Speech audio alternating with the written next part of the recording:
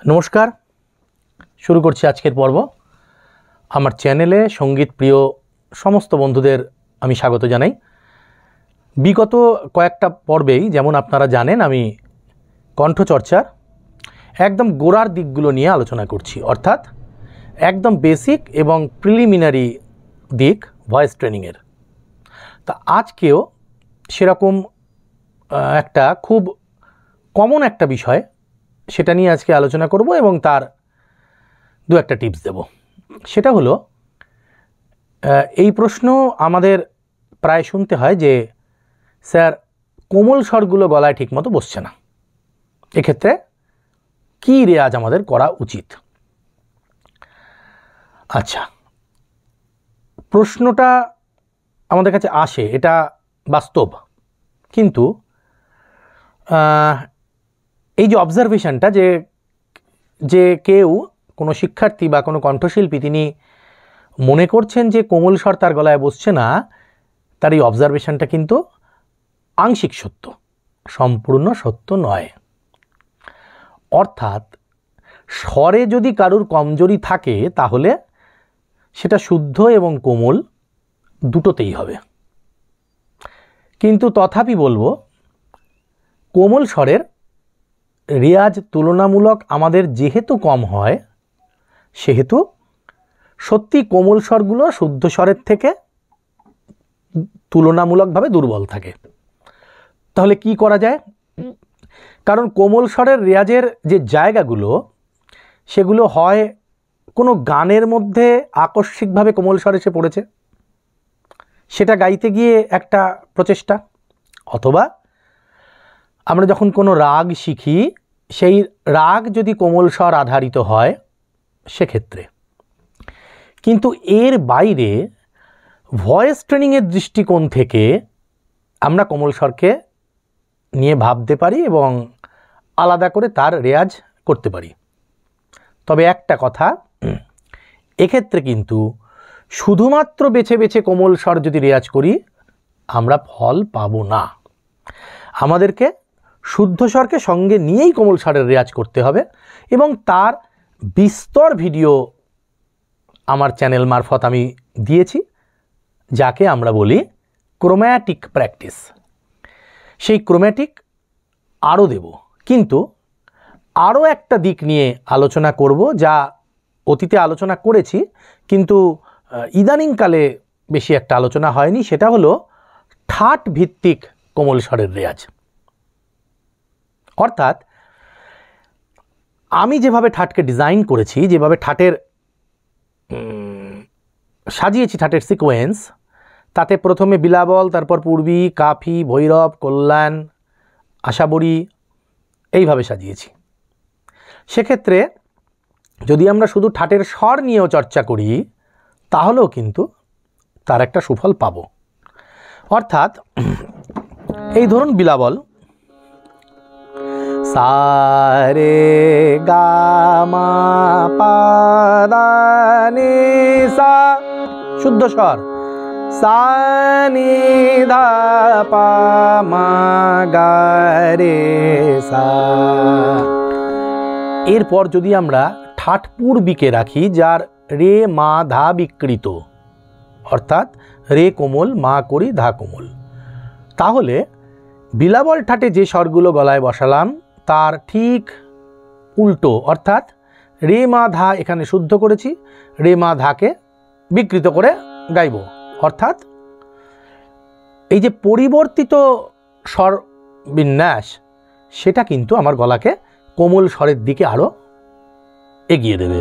তাহলে সা রে গা মা পা ধা নি সা, সা নি ধা পা মা গা রে সা।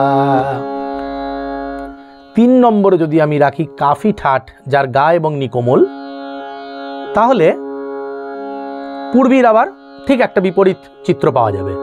সা রে গা, অর্থাৎ এর আগে ছিল সা রে গা, এলো সা রে গা, তাহলে সা রে গা মা পা ধা নি সা, সা নি ধা পা মা গা রে সা। এবার এই তিনটে ঠাটকে যদি আমরা পরপর এর আরোহণ অবরোহণ করি এবং এর আরোহণ এবং অবরোহণের যদি অল্টারেশন করি, তাহলে কিন্তু কোমল স্বর স্বাভাবিকভাবেই, এখানে 12টা স্বরকে নিয়ে আমরা চর্চা করছি, কিন্তু কোমল স্বরগুলো আলাদাভাবে গলায় বসাতে গেলে আমাকে শুদ্ধ স্বরকে সঙ্গে নিয়েই করতে হবে, একথা আমি আগে বলেছি। এবং এই হচ্ছে তার জায়গা, এই হচ্ছে তার প্রসেস। তাহলে সা রে গা মা পা ধা নি সা, সা নি ধা পা মা গা রে সা।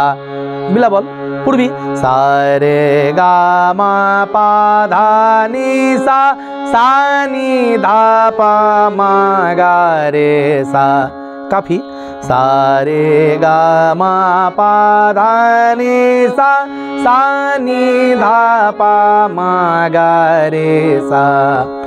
এবার যদি একটার আরোহণ এবং পরেরটার অবরোহণ করি, তাহলে বিষয়টা আরও চমৎকার হয়। ধরা যাক বিলাবলের আরোহণ, পূর্বীর অবরোহণ, আবার কাফির আরোহণ, বিলাবলের অবরোহণ, পূর্বীর আরোহণ, কাফির অবরোহণ। তার মানে যদি বিলাবল 1, পূর্বী 2 এবং কাফি 3 হয়, তাহলে 1-এ যাব, 2-এ ব্যাক করব, আবার 3-এ যাব, 1-এ ব্যাক করব, 2-এ যাব, 3-এ ব্যাক করব, অর্থাৎ 1 2 3 1 2 3। কোনো আরোহণ আর অবরোহণের কিন্তু রিপিটেশন হচ্ছে না। করি সা, বিলাবলে যাওয়া, পূর্বীতে ফেরা, সা রে গা মা পা দা নি সা, সা নি দা পা মা গা রে সা। কাফিতে যাওয়া, বিলাবলে ফেরা, সা রে গা মা পা ধা নি সা, সা নি ধা পা মা গা রে সা। পূর্বীতে যাওয়া, কাফিতে ফেরা, সা রে গা মা পা দা নি সা, সা নি দা পা মা গা রে সা। আবার একবার বলছি, একটু ভালো করে বুঝে নিন। 1-এ বিলাবল, যার সব পর্দা শুদ্ধ, 2-এ পূর্বী, যার রে কোমল, মা করি, ধা কোমল, 3-এ কাফি, যার গানি কোমল। এবার এর 1-এর আরোহণ, 2-এর অবরোহণ, 3-এর আরোহণ, 1-এর অবরোহণ, 2-এর আরোহণ, 3-এর অবরোহণ, এইভাবে 1 2 3 1 2 3, একটার আরোহণ অপরটার অবরোহণ। এই যদি করি তাহলে কিন্তু 12টা স্বরেরই চর্চা হয়ে গেল। আমরা এটাকে মন্দ সপ্তকও করতে পারি, চমৎকার রেয়াজ হবে, শুধুমাত্র অবরোহণটুকু, তাতেও কাজ হবে। কীরকম? বিলাবল সা নি ধা পা মা গা রে সা। পূর্বী সা নি ধা পা মা গা রে সা। কাফি সা নি ধা পা মা গা রে সা। তা এই ছিল আজকের পর্ব।